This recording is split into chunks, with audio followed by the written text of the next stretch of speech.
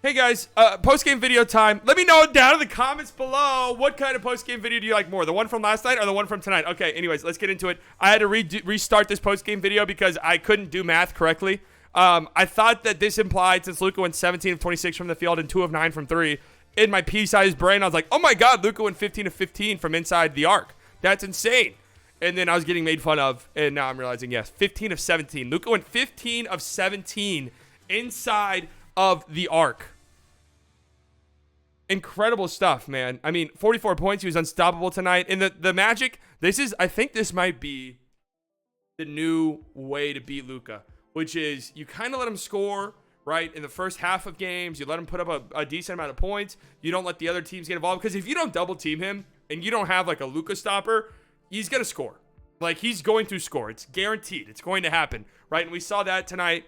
And then the second half, the Magic ramped up the pressure and started to blitz him more. I mean, Luka had 30 points in the first half of this game. 30. And he finishes with 44. So he scores 14 in the second half. So you can kind of see that this is going to be the way that teams attack. In that, okay, Luka, you can score at the start of games, right? But we're not going to let your teammates get into a rhythm. And then in the third quarter of games, we're going to blitz you.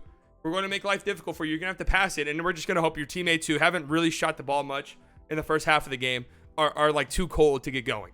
And tonight, it didn't work. We got to give some props to Tim Hardaway. He had his best game of the season, even though 5 of 15, that doesn't feel right. I guess he made all of his shots at the end. 21 points, 8 of 8 from the free throw line. I thought Tim played good. It was pretty ugly at first. I mean, the thing with Tim is he shoots so many ill-advised threes that when he misses like a 3 early in the shot clock, it leads to these long rebounds, and then the other team can just run in transition. It's almost like a turnover, right? So I don't know. I don't know what Tim's outlook on this team is, to be 1,000% honest with you. It's a little bit confusing to me. He's bad on defense.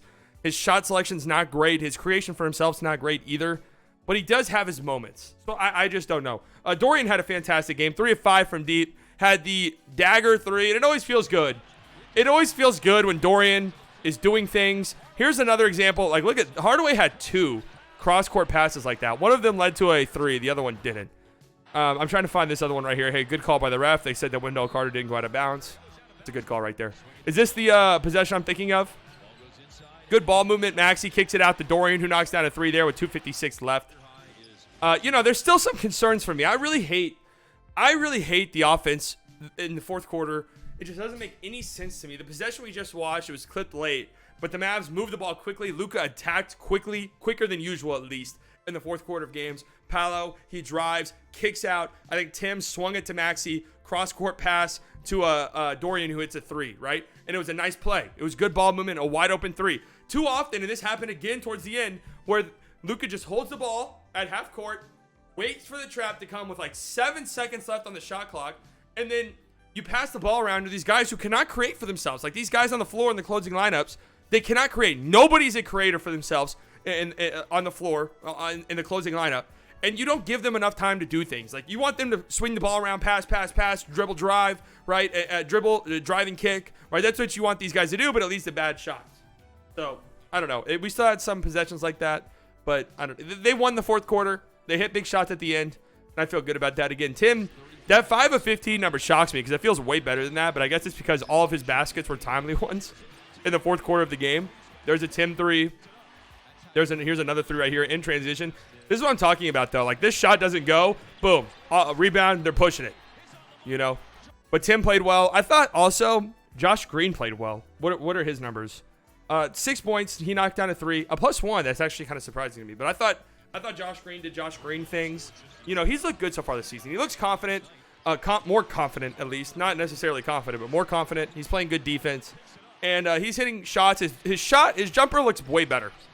It just does. Still some instances where he'll drive and have a good look at the rim, but then not take it, which is infuriating. But, you know, it's good. It's some progress. I'm just going to throw some Luka highlights up. He was amazing tonight. Again, the three-point shooting is not there for him yet. But the fact that he's leading the league in scoring, the fact that I think his true shooting percentage is 60%. It probably went up after tonight. I don't know. He didn't shoot the free throws. He didn't shoot free throws well tonight either.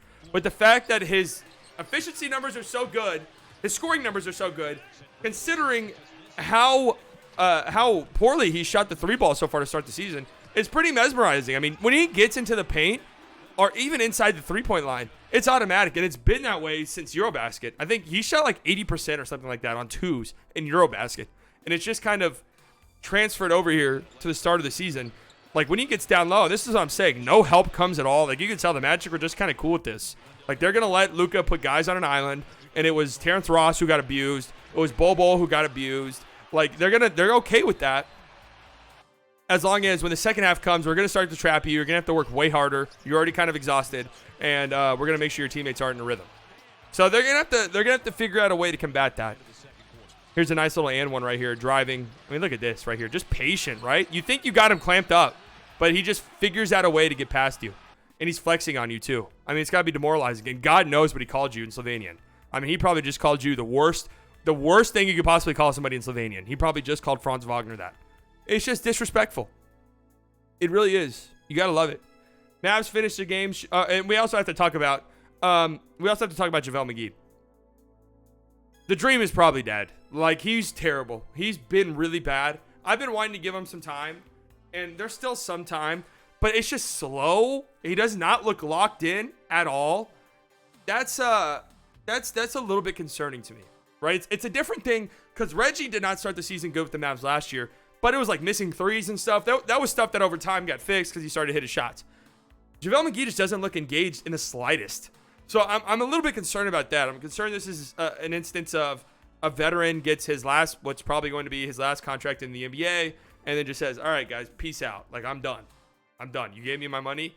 You're going to have to pay me. See ya. A little bit concerned about that. And yeah, Christian Wood, 5 points, only 6 shots, 24 minutes. That's 10 rebounds, though. You got to give Christian Wood props there. There's been a lot of talk about this. After the game last night, Jason Kidd made some comments that I would not make as a head coach, but, I'm not a head coach, about apparently unprompted. Like, nobody even asked Jason Kidd about this, but he mentioned how, that's why we don't put Christian Wood to start in the closing lineup because of the defense. I don't know how to feel about Christian Wood. I think he's played well to start the season, obviously. He's played great. But there's just some very weird vibes going on. Like, teammates get mad at him sometimes out there defensively. The coach has already called him out. I don't know what's going on there. I tweeted earlier today, like, will Christian Wood even be on this team after the trade deadline? I don't know. I've always said, I said in the offseason, Christian Wood feels like a one-year Mavs player. Like, he's just here, right? Some other team's going to pay him in the offseason, and we say our goodbyes.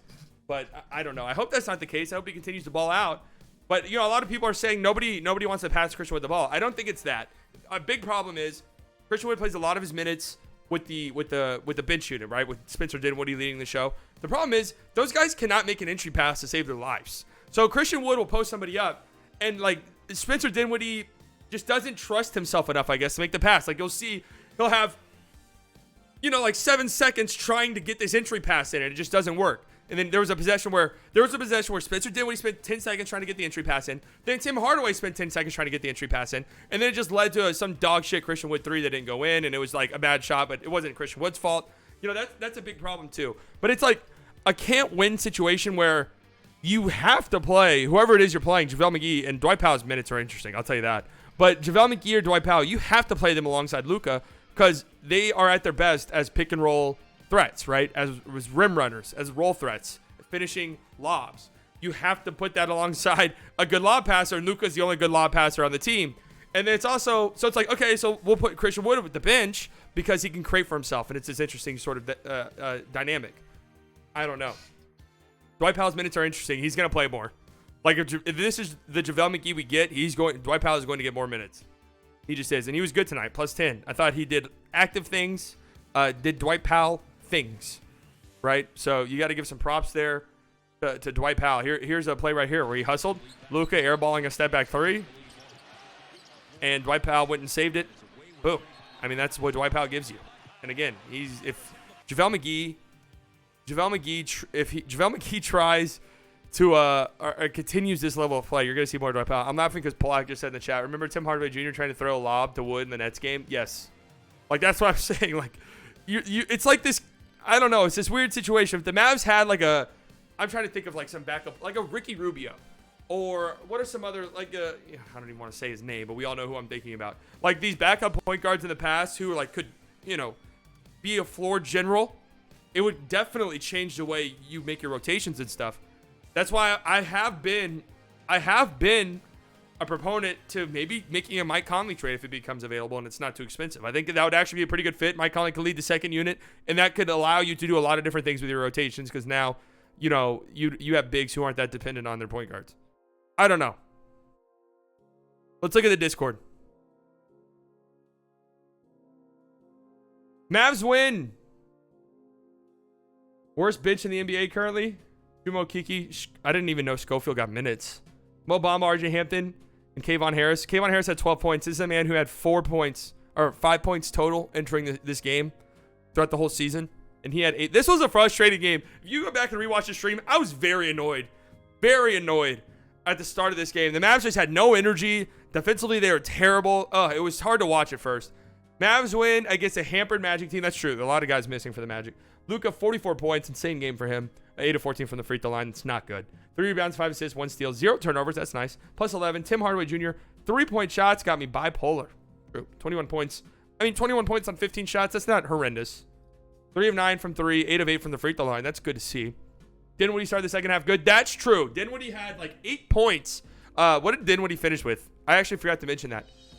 Dinwiddie finishes with 12. He had 8 points in the first like 4 minutes of the second half. And it was very aggressive, and it was good to see. It was nice to see Spencer being aggressive to start the half because we needed that. The Mavericks really needed that. Aggressive attacking. When Spence makes up his mind early, it leads to good things. Right? It leads to good things when Spence does that.